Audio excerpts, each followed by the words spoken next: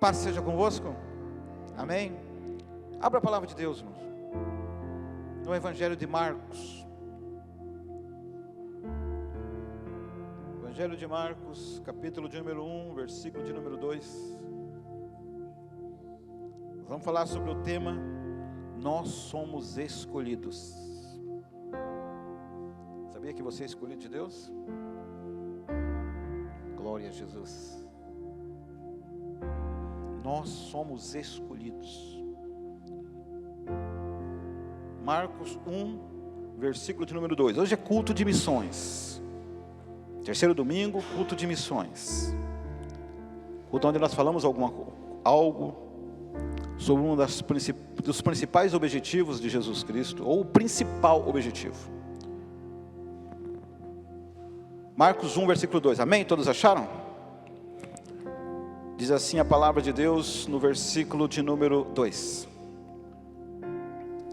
Como está escrito no profeta Isaías: eis que eu envio o meu anjo ante a tua face, o qual preparará o teu caminho diante de ti. Voz do que clama no deserto: preparai o caminho do Senhor, endireitai as suas veredas. Apareceu João batizando no deserto, pregando o batismo de arrependimento para a remissão de pecados. E toda a província da Judeia e todos os habitantes de Jerusalém iam ter com ele, e todos eram batizados por ele no rio Jordão, confessando os seus pecados. E João andava vestido de pelos de camelo e com um cinto de couro em redor dos seus lombos, e comia gafanhotos e mel silvestres, e pregava dizendo: após mim vem aquele que é mais forte do que eu, do qual não sou digno de, abaixando-me, desatar a correia das sandálias. Eu, em verdade, tenho-vos batizado com água, ele, porém, vos batizará com o Espírito Santo. Amém, Jesus. Deus, aqui está a sua palavra. Pedimos sabedoria e discernimento do teu Espírito. A nossa insignificante pessoa sai de cena, e teu Espírito comece a agir aqui nesta noite, com esse assunto tão forte, tão glorioso da sua palavra, em nome de Jesus, amém. Pode se assentar, não fecha a Bíblia, vamos trabalhar bastante a Bíblia, nesta noite, vamos trabalhar alguns versículos aí. Nós somos escolhidos. Quando você olha esta passagem, com relação a João Batista, um homem cujo coração foi voltado a servir ao Senhor desde a sua infância. João, o seu nascimento já foi um milagre, pois a sua mãe, Isabel, era estéril e já avançada em idade. Seu pai, Zacarias, da mesma forma, avançado em idade. E o sonho deles era ter um filho. Era o desejo de Isabel, era o desejo de Zacarias. Eles tinham esse desejo no coração. E a Bíblia diz que um anjo aparece ao sacerdote Zacarias, inclusive dando o nome da criança de João. Vamos ver lá. Vamos ver, abra lá em Lucas, sem fechar Marcos, tá? Lucas no capítulo de número 1. Vamos entender um pouquinho mais qual é o chamado deste homem. Lucas 1, versículo de número 5.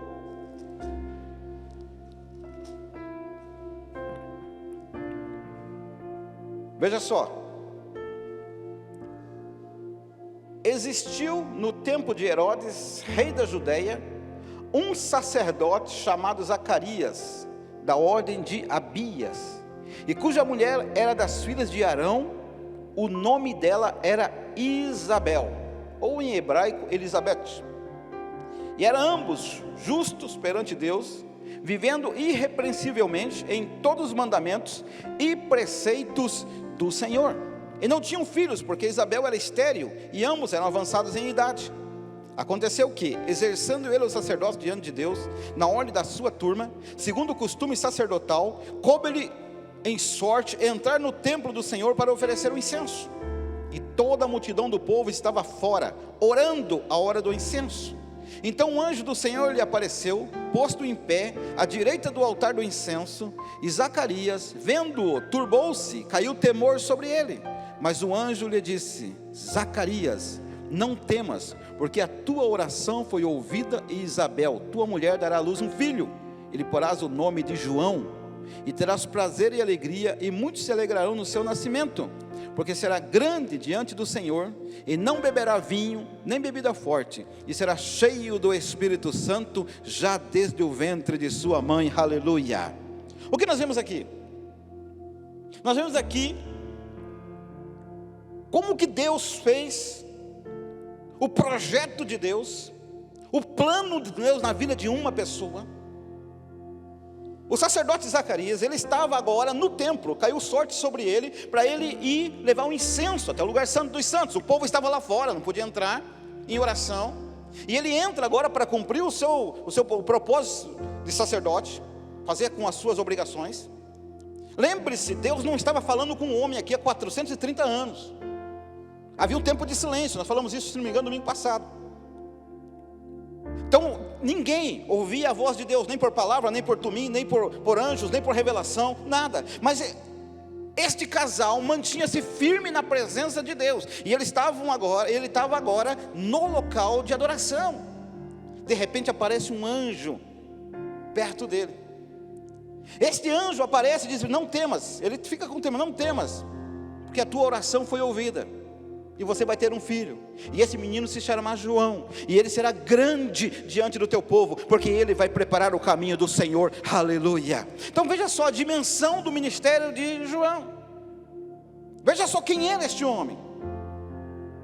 Um ministério forte, um ministério poderoso, que vinha antes de Jesus, preparando o caminho para Jesus. E algo muito importante, havia uma profecia com relação a isso. Havia uma profecia. Lá onde que nós lemos, volta lá. Hoje nós vamos descolar página de Bíblia aqui. Marcos, capítulo 1, versículo 2 e 3. Veja só. Havia uma profecia com relação a ele.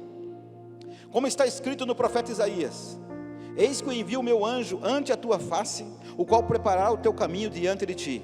Voz do que clama no deserto. Veja só. Preparai o caminho do Senhor, endireitai as suas veredas. Ou seja, havia uma profecia com relação a João, e agora a profecia começa a se cumprir. Começa a acontecer coisas aqui extraordinárias através da vida de João. Vamos estudar um pouquinho mais sobre isso. Versículo de número 4. Veja o que ele começa a fazer agora. Apareceu João batizando no deserto, pregando o batismo de arrependimento para a remissão de pecados, e toda a província da Judéia e todos os habitantes de Jerusalém iam ter com ele, e todos eram batizados por ele no rio Jordão, confessando os seus pecados. Ou seja, este homem chamado João, que veio antes de Jesus preparando o caminho, ele levava o evangelho do arrependimento. Aonde era a igreja de João? Era no deserto. Não era uma igreja como a nossa aqui num bairro, que apesar de não estar terminada, tem todo o conforto. Ele estava no deserto pregando a palavra, e a sua palavra era uma palavra pesada, não era uma palavra só de bênção. Ele trazia uma mensagem de arrependimento, de transformação, de salvação, de batismo, porque o batismo só pode acontecer após o arrependimento. E a Bíblia diz que as pessoas iam até ele. Sabe por que as pessoas iam até ele? Porque a unção do Espírito de Deus estava sobre ele. E esse mesmo Espírito que estava sobre João, ele está aqui neste momento para abençoar a sua vida. João era cheio do Espírito Santo. Ele pregava a verdade na unção do Espírito Santo, sem rodeios. Isso aqui é muito importante. Você quer ver como é que ele pregava? Mateus capítulo 3. Versículo 7, vamos rodear um pouquinho os evangelhos. Mateus 3, versículo 7, veja só a mensagem de João.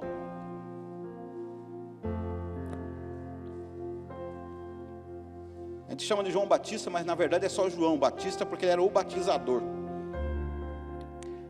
Mateus 3, versículo 7, veja só: E, vendo ele muito dos fariseus e dos saduceus que vinham ao seu batismo, dizia-lhes: raça de víboras, quem vos ensinou a fugir da ira futura? Produzi, pois, frutos dignos de arrependimento, e não presumais de vós mesmos, dizendo: temos por pai Abraão, porque eu vos digo que mesmo destas pedras Deus pode suscitar filhos de Abraão. E também agora está posto o machado à raiz das árvores. Toda árvore, pois, que não produz bom fruto, é cortada e lançada no fogo. E eu, em verdade, vos batizo com água para arrependimento, mas aquele que vem após mim é mais poderoso do que eu. Não sou digno de levar as suas sandálias. Ele vos batizará com o Espírito Santo e com fogo, e em sua mão tem a pá. Ele limpará a sua ira, e recolherá no celeiro o seu trigo, e queimará a palha com fogo que nunca se apagará. Então qual era a mensagem aqui de João? Era uma mensagem pesada, era uma mensagem de arrependimento. Ou seja, as pessoas iam, muitos curiosos, multidão chegava até João Batista, mas ele não dava uma palavra simplesmente para alegrar o coração daquele povo, não. Ele trazia uma mensagem de transformação. Ou seja, raça de víboras, vocês estão indo para o inferno. Produzir frutos dignos de arrependimento, porque foi isso que Jesus veio fazer: trazer arrependimento ao povo, trazer transformação, mudança de vida. Vocês dizem que são filhos de Abraão. Eu quero dizer para você que Deus nem precisa de vocês, que até dessas pedras Deus pode fazer suscitar filhos para Abraão. Tem que haver mudança de vida, tem que haver transformação, tem que haver renovação. E diz mais no final: em sua mão tem a pá, e limpará a sua eira, e recolherá no celeiro o seu trigo, mas queimará a palha com fogo que nunca se apagará. O que ele está dizendo aqui? Que vai ter um grupo de pessoas que vai entrar no reino de Deus, e é você que está aqui, amém? Pelo menos tem que ser. Mas ele também está dizendo o seguinte: que tem um outro grupo de pessoas que vai ser queimado no inferno. Pastor, está muito duro. Não estou duro, isso aqui é Bíblia, que é palavra. Nós temos que entender que Jesus veio fazer uma coisa nesta terra: salvar minha alma e salvar sua alma. Foi isso que ele veio fazer. Senão Jesus não precisava ter vindo. Não precisava Jesus ter vindo morrer naquela cruz, se não fosse a salvação principal, objetivo da cruz.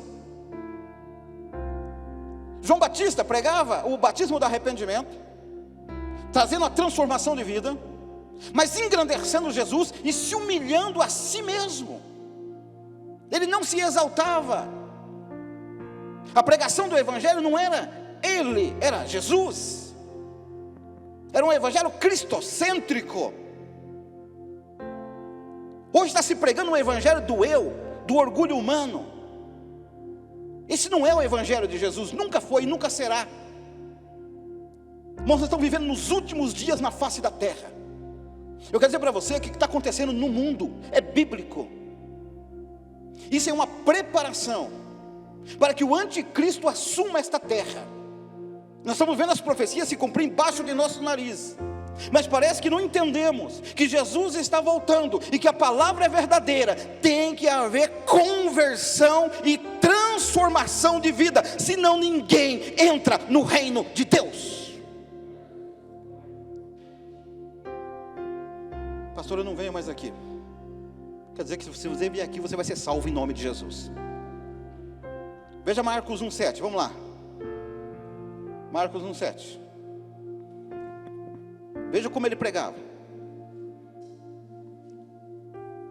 E pregava dizendo: após mim vem aquele que é mais forte do que eu, do qual não sou digno de, abaixando-me, desatar a correia das sandálias. Ou seja, ele exaltava Jesus Cristo. Jesus Cristo é o centro da igreja, tem que ser o centro da nossa pregação, tem que ser o centro do nosso louvor, tem que ser o centro da nossa adoração. Tudo para Ele, tudo é dele. Teve um momento que os discípulos de João ficaram bravos, ficaram nervosos, ficaram com ciúme, ficaram com inveja dos discípulos de Jesus. Por quê? Porque conforme Jesus começou a pregar depois do seu batismo, aqueles que estavam em volta de João começaram a sair e ir para a volta de Jesus. Até então só João o Batista batizava, mas agora Jesus, apesar que Jesus mesmo não batizava, mas sim os discípulos, mas a multidão começou a fluir do lado de Jesus. Os discípulos de João começaram a ficar nervosos e foram até João para fazer uma contenda. Olha, João, você veio na frente, você está preparando o caminho dele, mas agora as pessoas estão indo tudo para ele e ele não se importa com isso. Ele não se importa. João, estão saindo de perto de nós, estão indo para perto dele. O que João respondeu? É necessário que ele cresça, mas que eu diminua. Aleluia. Por esta razão foi que Jesus falou: nascido de mulher, não há ninguém maior do que João, porque João glorificava o nome de Jesus.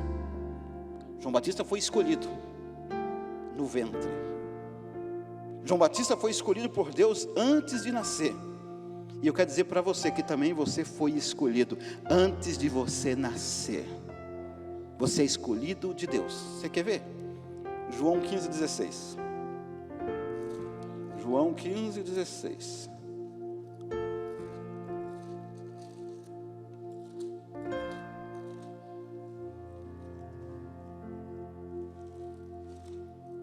João 15, versículo de número 16. Veja só como você é um escolhido de Deus. Diz assim a palavra de Deus: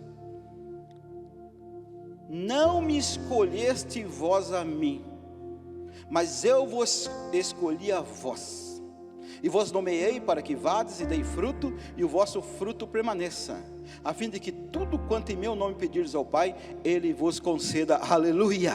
Então você veja que maravilhoso, Deus te escolheu, Deus te chamou, foi Ele que te escolheu, foi Ele que me escolheu, porque dificilmente alguém escolhe a Deus. Dificilmente alguém vem de livre à vontade para a presença de Deus. Geralmente tem que ter uma guerra para essa pessoa vir. Alguém tem que estar orando, alguém tem que estar pregando, tem que ter pessoas jejuando para quebrar a força satânica na vida da pessoa, para que ela abra o coração e conheça Jesus. Porque dificilmente ela, de bom grado, ela vem para a presença de Deus, porque o homem tem um coração duro. Então quem escolhe é Jesus Cristo. Então você foi escolhido por Deus. Então glorifique a Deus, porque você é escolhido dele. Outro dia eu vi uma reportagem de uns jovens que se exaltavam porque são filhos, uns de políticos de renome, outros de artistas de renome. Estavam todos estufados porque o pai era fulano de tal, a mãe era Beltrano de tal. E eu olhei assim e falei: coitados, eu sou filho do Deus Todo-Poderoso, aleluia, Criador do céu, Criador da terra, do universo e de tudo que existe. Esqueceram de vir falar comigo e com você, que você é filho da maior autoridade do universo. Você é filho de Deus, escolhido por Ele. Você já imaginou? Você foi escolhido por Ele? Escolhido. Pastor Luiz, você foi escolhido por Deus. E às vezes nós não damos valor para isso. Desde o ventre Ele já te chamou. Você quer ver? Isaías 44.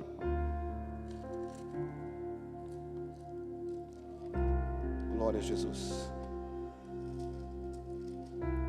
Isaías 44, versículo 1 e versículo 2.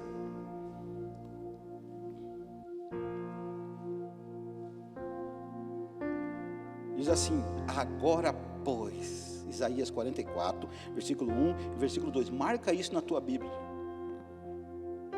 Agora pois, ouve, ó Jacó, servo meu, e tu, ó Israel, a quem escolhi. Assim diz o Senhor que te criou e que te formou desde o ventre e que te ajudará. Não temas, ó Jacó, servo meu, e tu, Jerusalém, a quem escolhi. Aleluia. Então lá no ventre, onde você estava informe ainda, nem aparecia nada, Deus já tinha te separado, já tinha te escolhido para que você seja uma bênção nas suas mãos. Mas Deus nos separou. Mais um versículo de Isaías aí, vamos lá. Eu estou correndo porque é bastante versículo. Isaías 43, versículo 10 e versículo 11. Por que Ele nos disparou? Por que Ele nos escolheu? Por que Ele escolheu João Batista? Por que desde o ventre nós somos escolhidos? Vamos ver aqui agora. Isaías 43, versículo 10 e versículo 11. Versículo 10 diz o seguinte: vós sois as minhas testemunhas, diz o Senhor, e o meu servo, a quem escolhi, para que saibais e me creiais e entendais que eu sou o mesmo, e que antes de mim Deus nenhum se formou, e depois de mim nenhum haverá. Eu sou o Senhor, e fora de mim não há Salvador. Aleluia. Então por que Deus nos escolheu? Por que Deus nos chamou? Para ser testemunhas. Diz o Senhor: o meu servo, você é servo de Deus, a quem escolhi. Então nós somos chamados para ser testemunha, como servo de Deus, escolhido por Deus. Deus nos chamou para ser testemunhas, para levar a mensagem, porque não há nenhum outro Deus e salvação em nenhum outro Deus, somente no Deus que nós conhecemos. Não existe outro caminho para a salvação. Eu sou o Senhor, e fora de mim não há Salvador. Mas eu tenho visto o medo da morte. Vocês também devem ter acompanhado isso aí. Tem pessoas que até para atender você no telefone passar álcool gel, está com medo de morrer. Está com medo de morrer. Isso é compreensível, porque a mídia satânica, diabólica e mentirosa está enchendo na cabeça das pessoas sobre uma morte que não é bem assim. Mas até aí tudo bem. Concordo com medo da morte.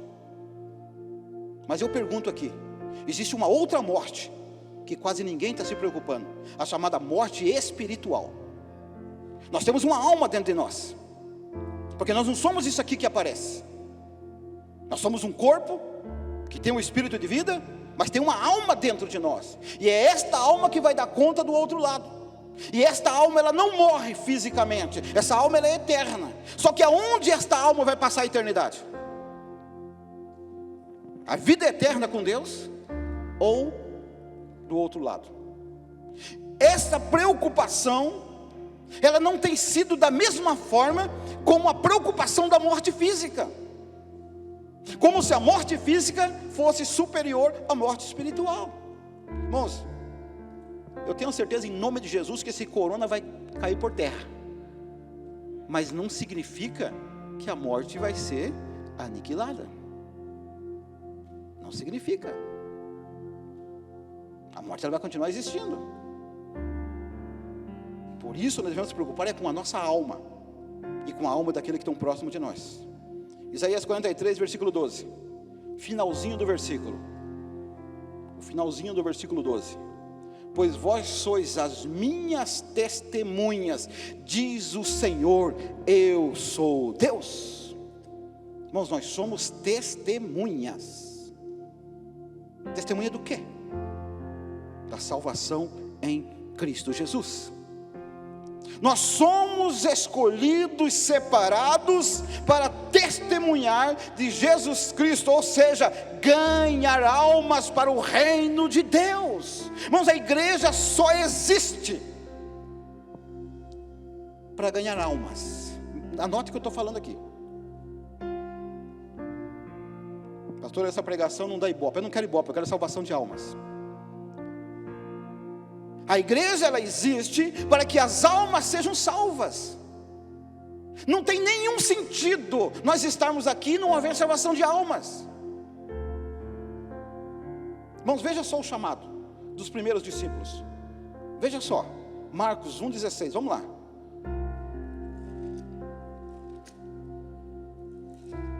Veja o chamado dos primeiros discípulos. Como é que foi?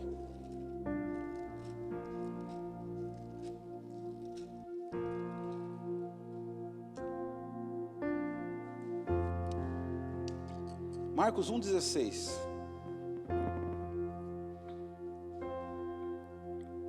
Jesus aqui, ó, escolhendo os primeiros discípulos.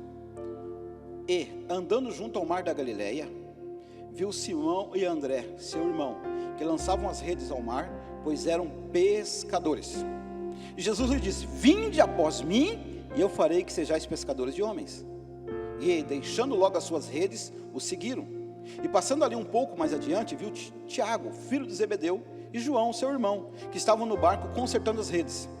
E logo os chamou, e eles, deixando o seu pai Zebedeu no barco, com os empregados, foram após ele. Como foi chamado aqui? Veja só o que Jesus fez. Eles estavam pescando, os outros estavam arrumando a rede, eles tinham uma empresa de pesca. Jesus chama eles. Qual foi a proposta de Jesus? Venha após mim, eu vou te dar um barco novo, foi isso? Uma lancha com motor zerado. Vocês vão pescar, olha, venha comigo, vocês vão ver o que vocês vão pescar. A empresa de vocês vai aumentar, vocês vão enriquecer. Olha, vocês vão, foi isso a proposta de Jesus? Vinde após mim e eu vos farei pescadores de homens. Ou seja, a mensagem principal de Jesus é a salvação das almas. Ou nós entendemos isso, ou estamos longe do propósito de Deus. Estamos totalmente fora do propósito de Deus.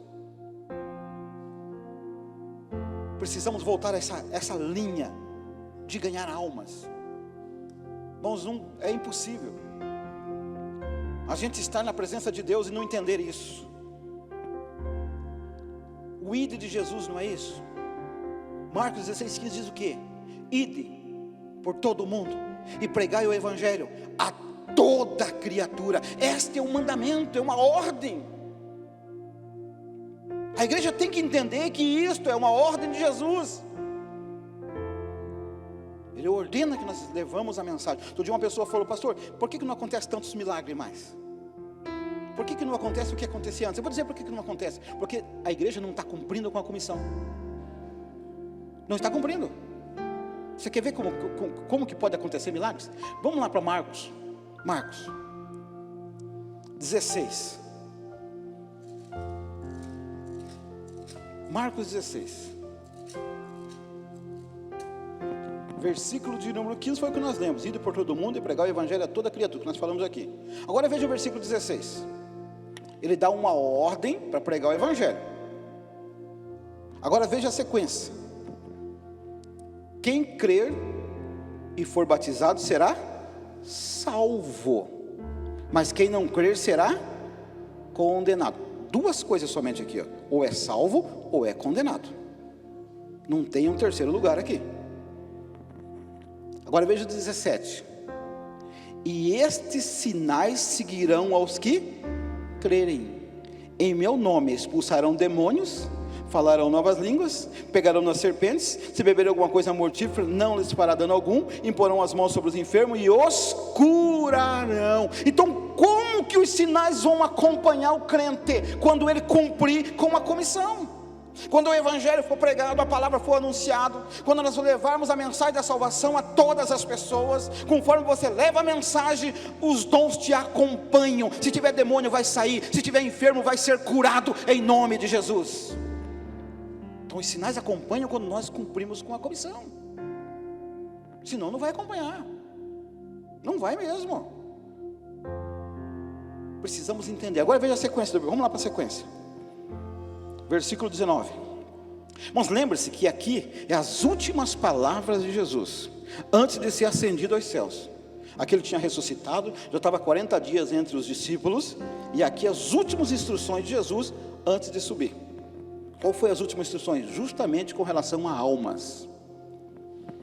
Versículo 19. Ora, o Senhor, depois de lhe ter falado, foi recebido no céu e assentou-se à direita de Deus. Ou seja, ele foi ascendido. Agora veja o versículo 20. E eles, tendo partido, pregaram por todas as partes, cooperando com eles o Senhor e confirmando a palavra com os sinais que se seguiram. Amém, Jesus. Então você quer ver sinais, você quer ver milagres, você quer ver o cego enxergar, quer ver o mudo falar, quer ver o aleijado andar? Pregue a palavra de Deus e os sinais vão acompanhar. A igreja tem que entender que Deus tem um objetivo na nossa vida, e esse objetivo se chama almas. Almas. o chamado é para todos.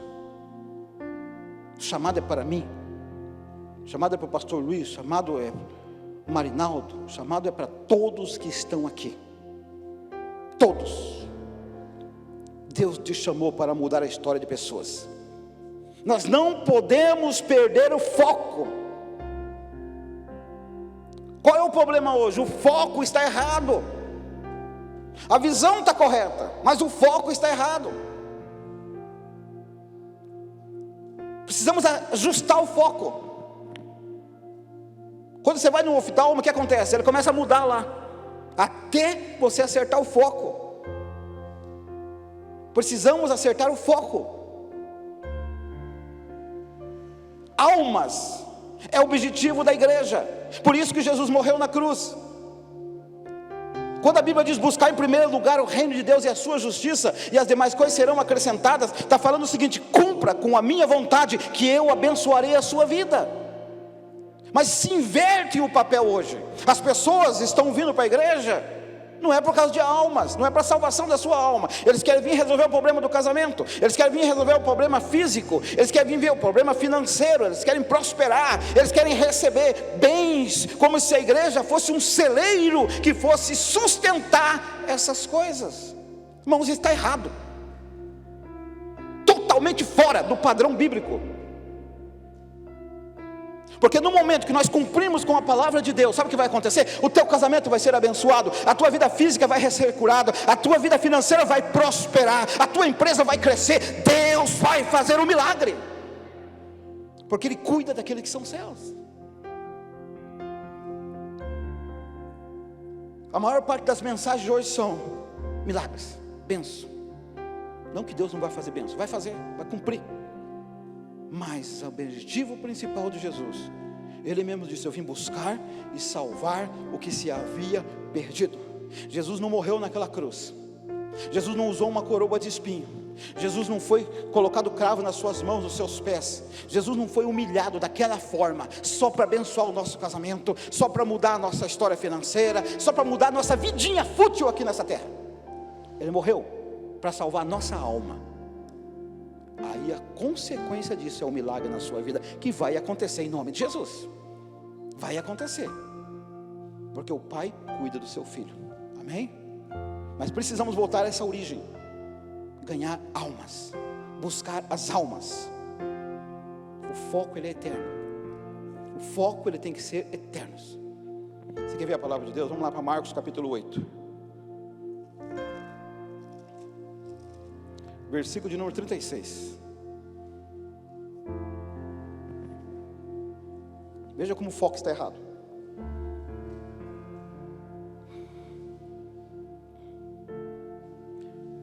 Marcos 8, 36. Pois que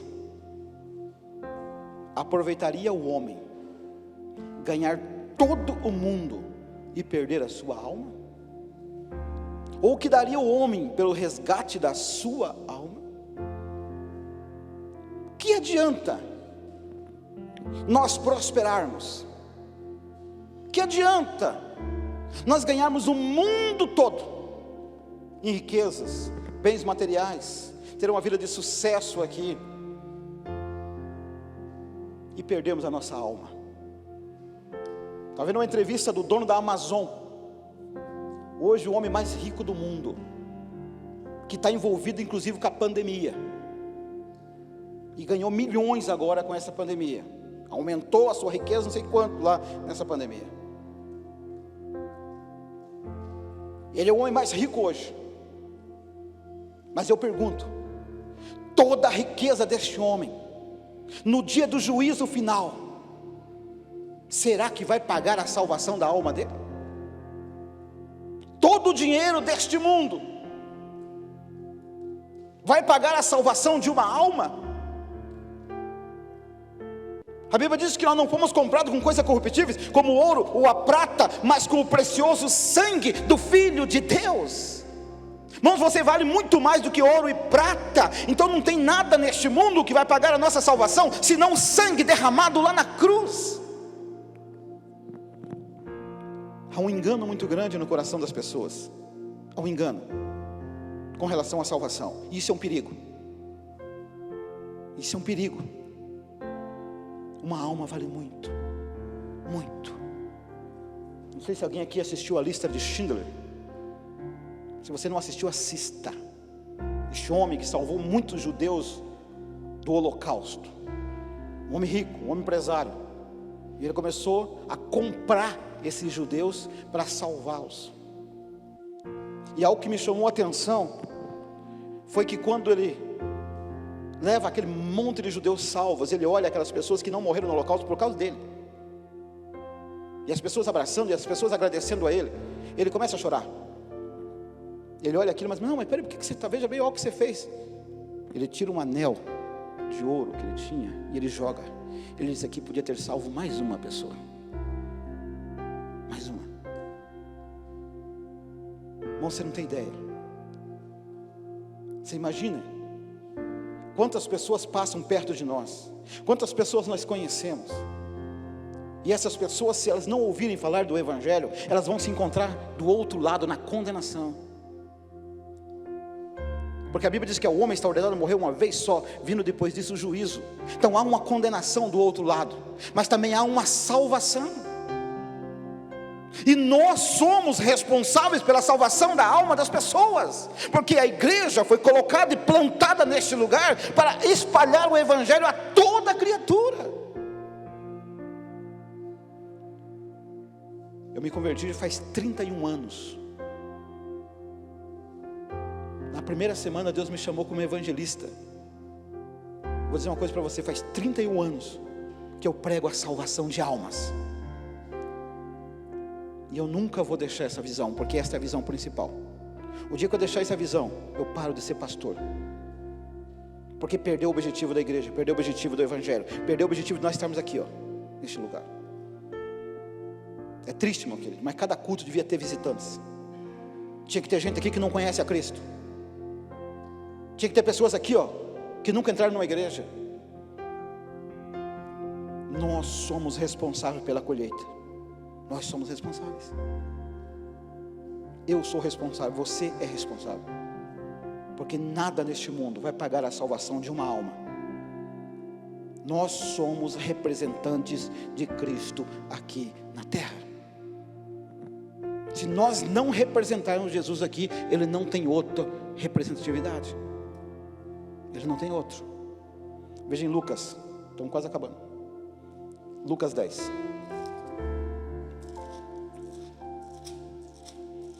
Lucas 10,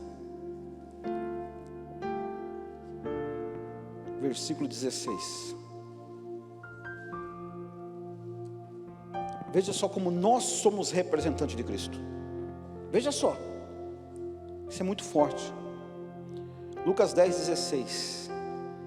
Quem vos ouve a vós, a mim me ouve. Ou seja, se você prega a mensagem para alguém e a pessoa te escuta, não é você que ela está escutando. Sabe quem que é? Cristo. É Jesus. Agora veja a sequência. E quem vos rejeita a vós, a mim me rejeita. Ou seja, se alguém ouvir a palavra através de você, mas rejeitar esta palavra, não está rejeitando você, está rejeitando a mim. Veja só como isso é forte. E quem a mim me rejeita, rejeita aquele que me enviou. Ou seja, rejeita a mim, rejeita também Deus. Rejeita Deus. Aí veja a sequência do versículo aí. E voltando os 70, que discípulos com alegria, dizendo: Senhor, pelo teu nome até os demônios se nos sujeitam. Aí disse-lhe Jesus falando: eu via Satanás como o raio cair do céu. Eis que vos dou poder para pisar serpentes e escorpiões e toda a força do inimigo, e nada vos fará dano algum. Mas não vos alegreis, porque se vos sujeito os espíritos, alegrai-vos antes por estar o vosso nome escrito nos céus. Aleluia! Então veja que coisa maravilhosa. Os discípulos aqui, eles saem pregando a palavra. a capetada foge, porque eles expulsam os demônios e curam os enfermos, e aquilo alegra eles voltam alegres, porque se cumpre a palavra de Jesus na vida deles, e vai se cumprir na tua também, em nome de Jesus. E eles voltam alegres, dizendo: Senhor, até a capetada, eles estão se sujeitando ao teu nome, através de nós. Aí Jesus diz assim para eles: olha, não fique assim, eu vi Satanás cair do céu, eu vi ele cair. Ele diz: sabe o que está acontecendo isso, que eles estão se sujeitando? Porque eu vos dou poder. O versículo 19 diz: eu vou dar poder para pisar serpentes, escorpiões e toda a força do inimigo, e nada vai fará dano algum a vocês. Então eu estou te dando poder para vocês fazerem isso. Vocês estão recebendo poder de mim, mas não é isso que tem que ser a vossa alegria, porque se sujeitam os demônios. Não se alegre só por isso, alegrai-vos antes por estar o vosso nome escrito lá no céu, aleluia. Então, meu querido, os sinais vão nos acompanhar, os milagres são maravilhosos, mas a maior alegria é porque o meu nome está lá, o teu nome está lá.